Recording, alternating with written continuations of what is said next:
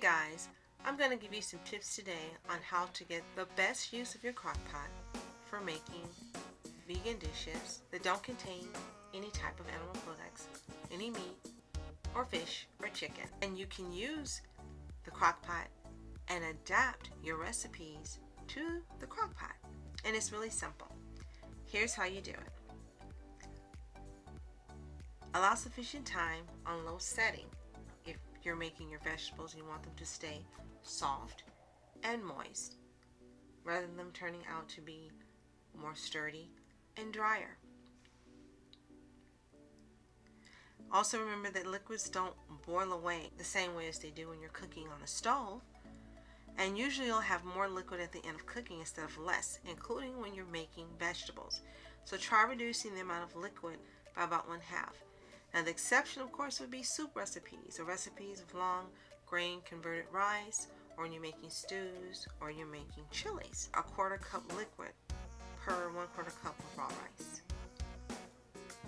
Also, when you're cooking vegetables in the crock pot, you don't really need to go through all the preparation. You don't have to brown them or saute them first, because all of that will happen in the crock pot, believe it or not. In most cases, just add all your ingredients to the crock pot stoneware and allow them to cook.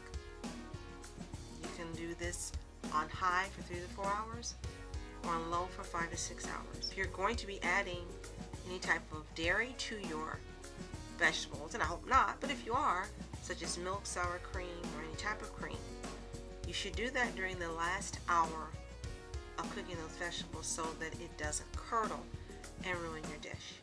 Pot cooking is so great because it's really gentle on the vegetables that you're cooking.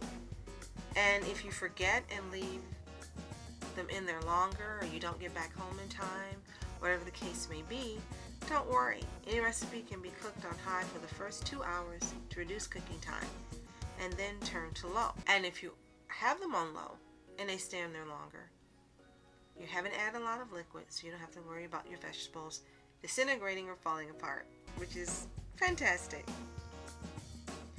So I want to help you with cooking times a little by reducing the amount of time. It's not necessary to overcook them. For example, if you have a recipe for vegetable that says cook them 15 to 30 minutes in regular cooking, in a crock pot, it takes 1.5 to 2.5 hours on high, or approximately 4 to 8 hours on low. Again, if you are not in a rush, or you're cooking for a holiday or for Sabbath and so forth, cooking on low, the 4 to 8 hours is a great thing. But if you're in a hurry and you're trying to get your dishes completed quickly for a gathering or for dinner, you're doing something quick, 1.5 to 2.5 hours on high is going to work for you.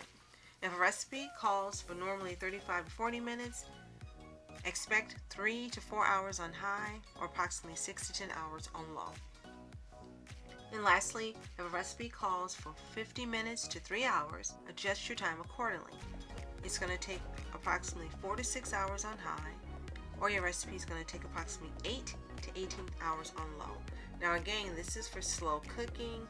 If you've got some vegetables that are normally fibrous, like your squashes and things of that nature, then cooking on low will be great. They'll turn out fantastic and soft and moist and very flavorful. But if you're doing other vegetables, including potatoes, I would recommend cooking on high the shorter periods of time.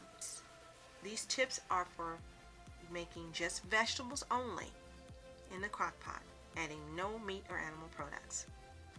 If these tips have been helpful to you, be sure to like and subscribe for more videos like this, as well as my other videos on faith, health, and beauty all year round. Thanks for watching. Enjoy those crock pot vegetables, and see you next time.